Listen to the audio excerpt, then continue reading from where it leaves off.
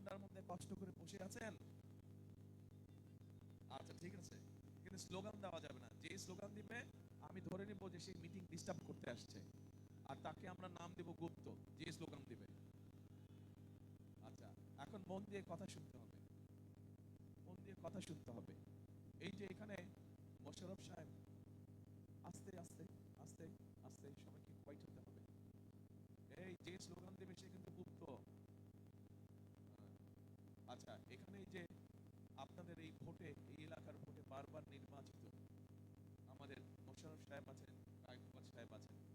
ইনারা যখন আগে বিএনপি যখন দেশ পরিচালনার দায়িত্বে ছিল, ওনারা কি ওনাদের এলাকায় আপনাদের জন্য রাস্তাঘাট, স্কুল, কলেজ, যেগুলো আপনাদের প্রয়োজন, ব্রিজ, কালভার্ট, এগুলো তৈরি করেছে? তৈরি করেছে। তাহলে এই কাজগুলো তো আছেই, অর্থাৎ প্রমাণ হলো গত 15-16 বছরে এই কাজগুলো ঠিকভাবে হয়েছে? হয় নাই। আচ্ছা, তার মানে প্রমাণ হলো যে ধানের শীষ যখন দেশ পরিচালনার দায়িত্বে থাকে, তখন জেলা উপজেলায় মানুষের চলাচলের জন্য রাস্তাঘাট, ব্রিজ, কালভার্ট, বাচ্চাদের পড়ালেখার জন্য স্কুল, কলেজ সহ এই ধরনের বিদ্যুতের লাইন ব্যবস্থা করা, এই কাজগুলো হয়। এখন প্রিয় ভাই বোনেরা, এখানে মা বোনেরাও বসে আছেন, অনেকে, অনেক রাত হয়ে গেছে। আমি আসছি আমার কথায়, বক্তব্য দিব না, আপনাদের সাথে কিছু বিষয় নিয়ে আমি আলোচনা করব, শুনবেন? আচ্ছা ঠিক আছে, চলেন তাহলে আলোচনা শুরু করি। এখন আমার কিছু চিন্তা ভাবনা আছে। চিন্তা ভাবনাটা হচ্ছে, এই দেশের গ্রামে গঞ্জে শহরে বিশেষ করে খেটে খাওয়া মানুষ যারা, তাদের পরিবারের জন্য, বিশেষ করে তাদের পরিবারে যে গৃহিণী আছে, মা বোনেরা আছে, যারা সংসার চালান, তাদের জন্য আমরা একটি নতুন ব্যবস্থা তৈরি করতে চাই। কি সেই ব্যবস্থা? সেই ব্যবস্থাটার নাম আমরা দিয়েছি ফ্যামিলি কার্ড। আপনারা কি শুনেছেন এই ফ্যামিলি কার্ডের কথা? আচ্ছা, তো সেই ফ্যামিলি কার্ডের মাধ্যমে আমরা এই খেটে খাওয়া মানুষের পরিবারগুলোকে একটা সহযোগিতা দিতে চাই। অনেকে বিভ্রান্ত করার চেষ্টা করছে। আপনারা নিশ্চয়ই এর মধ্যে পত্রপত্রিকায় দেখেছেন, কিছু কিছু রাজনৈতিক দলের সদস্যরা বলছে যে বিএনপি এটা ধোঁকা দিচ্ছে, এটা এই করছে ওই করছে, বলেছে না? আচ্ছা, এখন আপনাদেরকে বলি, হয়তো কেউ কেউ মনে করতে পারেন যে সারা মাস যাই আপনার প্রয়োজনীয় খাদ্যশস্য দরকার সেটা দিবে। না, সারা মাস সেটা না, কিন্তু আপনাকে অন্তত মাসে যদি 4টা সপ্তাহ হয়, মাসে তো 4টা সপ্তাহ নাকি, এই 4টা সপ্তাহের মধ্যে 1 সপ্তাহ 5-7 দিনের জন্য আপনার প্রয়োজনীয় যে খাদ্যশস্য বা প্রয়োজনীয় যে অর্থ প্রয়োজন হয়, সেটি আমরা দিতে যাচ্ছি। এবং এই কার্ডটি আমরা দিব ভাইদেরকে না, এই কার্ডটি আমরা দিব মায়েদেরকে, এই কার্ডটি আমরা দিব গৃহিণীদেরকে, তাদের কাছে দিতে চাই। কারণ ঘরে সংসারটা চালায় কে? মা বোনরাই তো সংসার চালায়। কাজে আমরা যদি তাদেরকে সহযোগিতা করতে পারি, তাহলে আস্তে আস্তে আমাদের লক্ষ্য হচ্ছে ধীরে ধীরে আমরা এই দেশের মা বোনদেরকে অর্থনৈতিকভাবে স্বাবলম্বী গড়ে তুলতে চাই।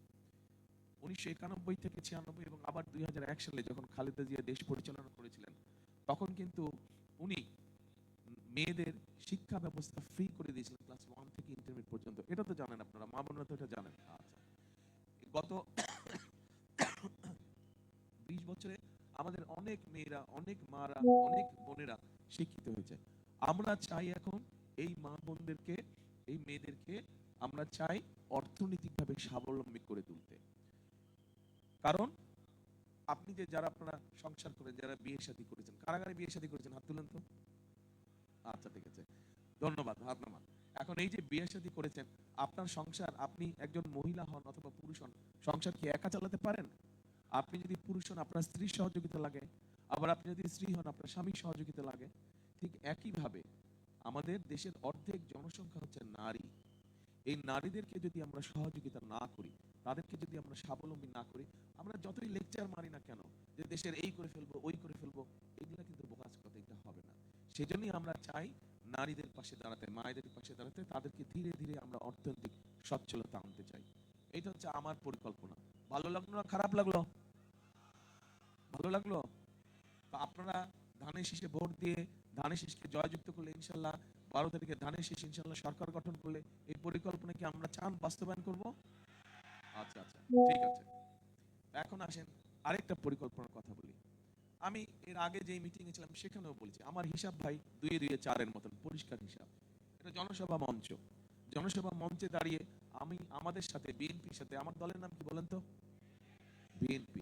বিএনপির যারা রাজনৈতিক প্রতিপক্ষ এখানে দাঁড়ায়, হয়তো তাদের সম্পর্কে আমি অনেক কথা বলতে পারতাম, ওরা এই খারাপ কাজ করেছে, ওই খারাপ কাজ করেছে, সমালোচনা করতে পারতাম। তাতে আপনাদের কি লাভ হতো? কোনো লাভ হতো? কোনো লাভ হতো না। সেই জন্যই আমি ওই কাজগুলো করতে চাইছি না। আমি আপনাদের সামনে তুলে ধরতে চাইছি। কি তুলে ধরতে চাইছি? যে বিএনপি সরকার গঠন করলে এই দেশের খেটে খাওয়া মানুষের জন্য বিএনপি কি করবে, নারীদের জন্য কি করবে, কৃষকদের জন্য কি করবে। এবার আসেন কৃষকদের জন্য কি করবে। এইখানে চাষাবাস করেন কারা? হাত তুলেন তো ভাই। জমি জমা চাষাবাস করেন কারা? বহু মানুষ আছেন চাষাবাস করেন, ধন্যবাদ, হাত নামান। হয়তো এখানে অনেক মানুষ উপস্থিত আছেন যারা শহীদ দিয়ার সময় দেখেছেন যে বহু খাল খনন করা হয়েছিল। আজকে বিভিন্ন জায়গায় খাল নদীগুলো বন্ধ হয়ে গেছে, বন্ধ হয়ে গিয়েছে না? বন্ধ হয়ে যাওয়ার ফলে যেখানে আগে পানি পথে যাওয়া আসা করা যেত সেটা যাওয়া আসা করা যাচ্ছে না।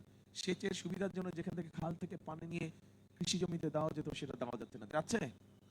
আমরা এই খাল খনন কর্মসূচি এই এই জায়গায়, এই উপজেলা সহ সারা বাংলাদেশে যত জরুরি খাল আছে, যত প্রয়োজনীয় খাল আছে, এই খালগুলো আমরা পুনর্খনন করতে চাই।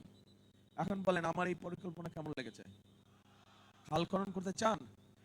আচ্ছা, নির্বাচনের পরে ইনশাল্লাহ আমরা সরকার গঠন করলে এই খাল উদ্বোধন করতে, খাল খনন উদ্বোধন করতে আমি আসবো। কে কে যাবেন আমার সাথে খাল কাটতে? খাল কাটতে কি মা বোনেরাও যাবেন? Very good, very good. আচ্ছা, ধন্যবাদ, হাত নামান। এই গেল খাল খননের কথা। এবার আসেন কৃষক, আপনারা যারা চাষাবাস করেন, চাষাবাস যারা করেন, কৃষিকাজ যারা করেন, এদের মধ্যে ক্ষুদ্র কৃষক আছে, মাঝারি কৃষক আছে, প্রান্তিক কৃষক আছে, আবার বড় কৃষকও আছে। কিন্তু সমস্যাটা প্রান্তিক, ক্ষুদ্র, ক্ষেত্র বিশেষে মাঝারি কৃষকদের হয়, খুব কষ্ট হয়। হঠাৎ করে আবহাওয়ার কারণে ফসল নষ্ট হয়ে গেলে বেচারারা বিপদে পড়ে যায়। হঠাৎ করে ফসলে পোকা ধরলে তারা বিপদে পড়ে যায়, হয় না এই কাজগুলা? আচ্ছা, তো এখন আমরা মা বোনদেরকে যেরকম ফ্যামিলি কার্ড দিব, ঠিক কৃষক ভাইদেরকেও আমরা একটা কৃষি কার্ড দিতে চাই। প্রথমে আমরা প্রান্তিক, ক্ষুদ্র এবং মাঝারি কৃষক দেবো, বড় কৃষক যারা তাদেরকে আমরা পরে দেবো, কিন্তু পরে দেবো আমরা। এখন এই কার্ডের মাধ্যমে কি সুবিধা হবে? এই কার্ডের মাধ্যমে প্রথমত আপনি যদি 2টা ফসল করেন বছরে, তাহলে অন্তত একটা ফসলের যে বীজ লাগে, কীটনাশক ওষুধ লাগে, সার লাগে, সেগুলো আমরা চেষ্টা করব কৃষি কার্ডের মাধ্যমে কৃষক ভাইদের কাছে পৌঁছে দেওয়ার জন্য।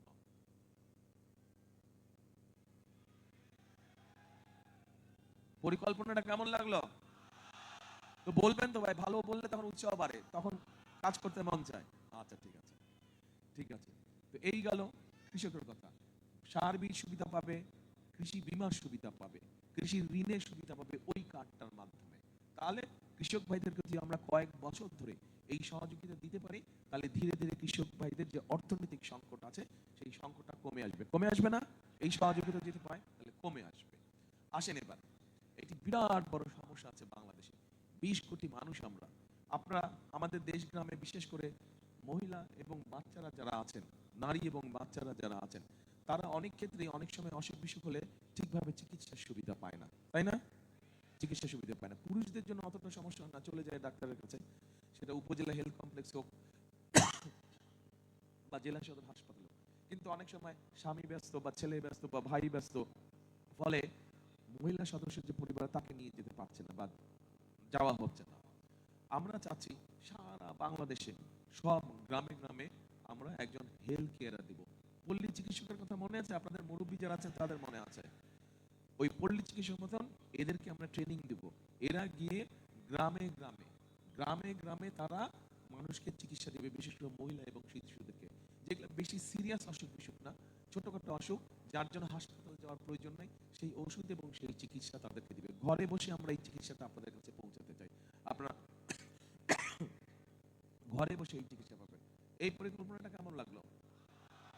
আচ্ছা, তো এখন যেই কয়টা পরিকল্পনার কথা বললাম, আপনারা কি মনে করেন এইগুলা যদি কম বেশি আমরা বাস্তবায়ন করতে পারি, তাহলে এই দেশের মানুষের, যারা খেটে খাওয়া মানুষ, চাকরি বাকরি করেন, ছোট ছোট ব্যবসা বাণিজ্য করেন, খেটে খাওয়া মানুষ, কৃষি কাজ করেন, স্কুলে বা কলেজে শিক্ষকতা করেন, এরকম যারা মানুষ, সেই পরিবারগুলোর জন্য ভালো হবে? কি মনে করেন? আচ্ছা, ভালো হবে। দেখেন, আমরা সবসময় বলি, কি বলি, আমাদের সকল ক্ষমতার উৎস হচ্ছে জনগণ। যেহেতু আপনারা আমাদের সকল ক্ষমতার উৎস, আমি তো ভাই রাজনীতি করি আপনাদের জন্য।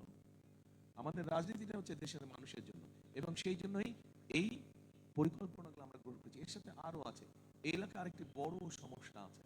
সমস্যা আছে, অনেক তরুণ বা অনেক যুবকের শিক্ষা দীক্ষা কম বেশি আছে, কিন্তু তাদের কর্মসংস্থানের সমস্যা আছে, তারা অনেকে বেকার হয়ে বসে আছে। এই এলাকার বহু মানুষ কিন্তু এই সৌদি আরব, তারপরে আপনার দুবাই, তারপরে কাতার, এইসব এলাকায় যায় না, আবার আমেরিকাও যায়, ইউরোপেও যায় অনেকে। আপনাদের এলাকায় এরকম মানুষ আছে? আচ্ছা।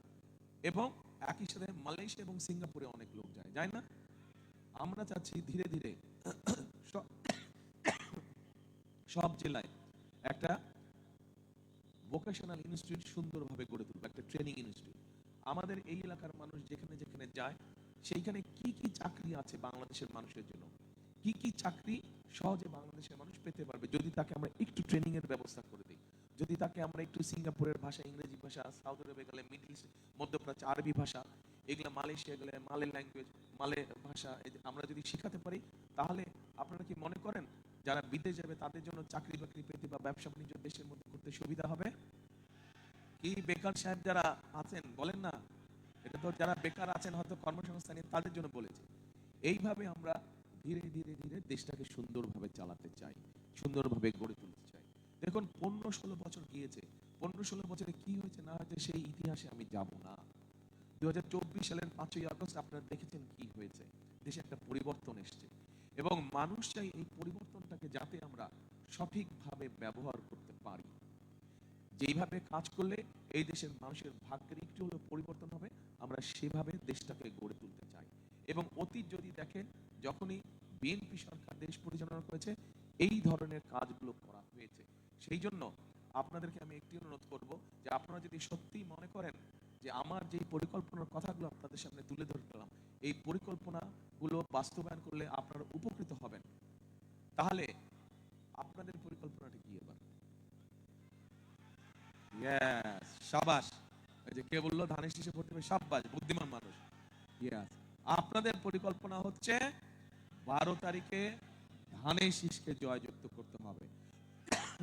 কারণ ধানের শীষ যদি জয়যুক্ত হয়, ইনশাল্লাহ যেই কাজগুলোর কথা বললাম, এই কাজগুলো আমরা ধীরে ধীরে ধীরে ধীরে বাস্তবায়ন করব। আমরা ধীরে ধীরে এই মানুষ, দেশের মানুষের, খেটে খাওয়া মানুষের অবস্থান পরিবর্তন করতে চাই, এই দেশটাকে আমরা সামনের দিকে এগিয়ে নিয়ে যেতে চাই। তবে এখানে আরো দুটো কথা বলবো, সেটা হচ্ছে এই পরিকল্পনাগুলো যদি বাস্তবায়ন করতে হয়, দুইটা ব্যাপারে আমাদেরকে খুব কড়াকড়ি হতে হবে।